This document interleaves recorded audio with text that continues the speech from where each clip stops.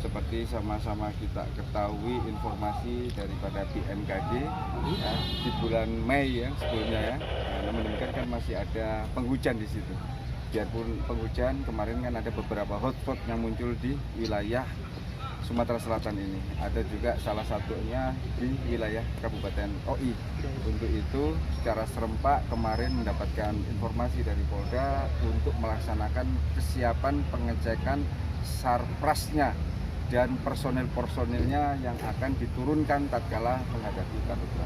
Bang, sejauh ini bagaimana Bang? Kalau dari persiapan kita, peralatan, prasarana dan sebagainya dari pantauan Bang?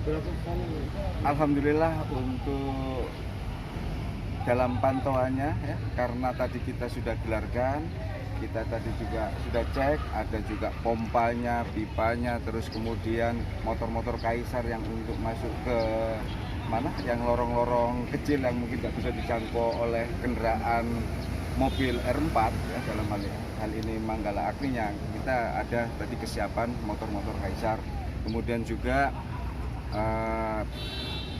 pompa-pompa yang ada pipanya ya, kurang lebih berapa meter selang-selangnya itu kan kita sudah mulai kita siapkan, sama untuk beberapa kendaraan-kendaraan baik dari Manggala Agni, BPBD, dan ada beberapa perusahaan yang kesiapan daripada mobilnya.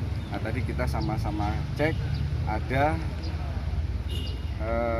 peralatan tersebut tidak mengalami kerusakan dan siap untuk diturunkan. Untuk mengenai anggota yang diturunkan ya, kurang lebih 320-an ya, dari personil Polri 140, dari BPBD ada 110 sekian, kemudian dari Manggala Agni ada 70-an. Tadi sudah